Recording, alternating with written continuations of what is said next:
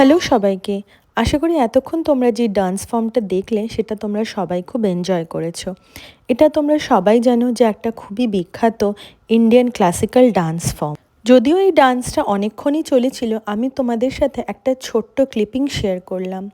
তো এখন এই ভিডিওটা দেখে তোমরা নিশ্চয়ই বুঝতে পেরে গেছো যে আজকে এই ছোট্ট ব্লগটা হলো রথযাত্রা নিয়ে। আমাদের আমেরিকাতেও কিন্তু বেশ ঘটা করে জমজমাট করে কিন্তু রথযাত্রা সেলিব্রেট করা হয়। আমার আগের অন্যান্য ব্লগে তোমরা নিশ্চয়ই দেখেছো যে আমাদের এখানে একটা হিন্দু সেন্টার আছে, যেটাকে আমরা HSNC বলি, মানে Hindu center of North Carolina. তো এখানে সমস্ত ধরনের সেলিব্রেশন, পুজো কিন্তু এখানেই সেলিব্রেট হয়। এই যে বিশাল বড় রথটা দেখতে পাচ্ছ, এই রথটা কিন্তু পুরোটা সাজানো হয়েছে আজকের দিনের জন্য, মানে রথের দিনের জন্য। আশেপাশের সমস্ত জায়গা থেকে প্রচুর লোকজন আজ ভিড় করেছে এই রথযাত্রা দেখার জন্যে। তো চলো তাহলে তোমাদেরকে বাকি ডিটেলসগুলো রথযাত্রার বলে দিই। আর তার আগে আমি সুকন্যা, মাই লিটল ওয়ার্ল্ডের আরেকটা ব্লগে তোমাদের সবাইকে স্বাগত। যেই ডান্স ফর্মটা আমার ব্লগের একদম শুরুতেই আজকে তোমরা দেখতে পেলে, সেই ডান্সটাই অনেকক্ষণ চলেছিল, যেটার একটা ছোট্ট ক্লিপিং আমি তোমাদের সাথে শেয়ার করলাম। এই পুরো ডান্স পারফরমেন্সটা শেষ হওয়ার পরেই কিন্তু রথটা টানা শুরু হবে। পুরো মন্দিরটার একটা পুরো রাউন্ড এই রথটা টানা হবে। তারপরেই কিন্তু প্রসাদ এবং বাকি সমস্ত আরতি, পুজো সব কিছু HSNCর ভেতরে হবে, মানে হিন্দু মন্দিরটার ভেতরে হবে।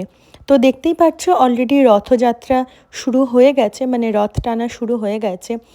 আর আমাদের দেশের মতন এখানেও কিন্তু প্রচুর লোক ভিড় করেছে রথের দড়িটা একটুখানি টেনে ধরার জন্যে। আজকে সারাদিনের এই পুরো ইভেন্টটাই কিন্তু মেনলি অর্গানাইজ করেছে এখানকার ওড়িয়া কমিউনিটি।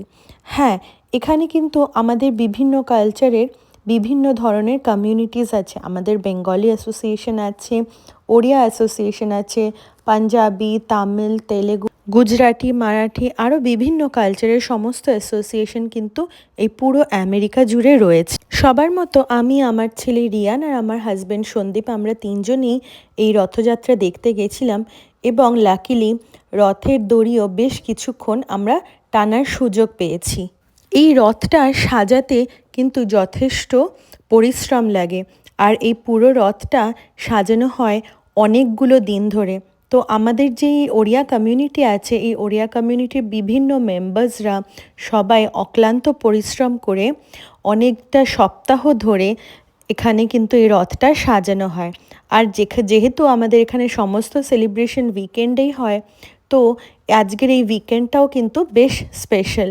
হ্যাঁ, সবসময় দিনের দিন পুজো হয় না, কিন্তু আমরা কিন্তু সমস্ত ধরনের পুজো আর্চা এবং প্রত্যেকটা ফাংশন খুব ভালো করে, খুব শ্রদ্ধার সাথে এখানে পালন করা হয়। মন্দিরের একটা চক্কর পুরো ঘোরার পরে এবারে এই রথ থেকে জগন্নাথ, বলরাম, সুভদ্রা তাদেরকে ভেতরে নিয়ে গিয়ে স্থাপন করা হবে। আর এই যে ভেতরটা দেখতে পাচ্ছ, এইটা হলো প্রসাদের জায়গা।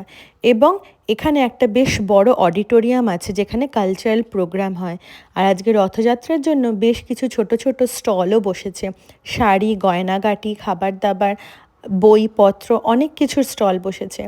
আর এখানে এই যে বিশাল বড় অডিটোরিয়ামটা, এখানে প্রচুর লোকজনের বসার ব্যবস্থাও রয়েছে।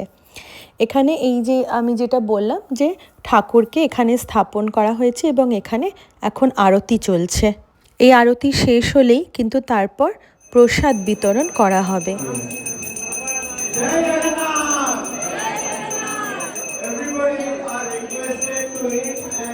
আমার এই ছোট্ট ব্লগটা কেমন লাগলো কমেন্টে অবশ্যই জানিও। Thank you for watching. This is Sukanya signing of.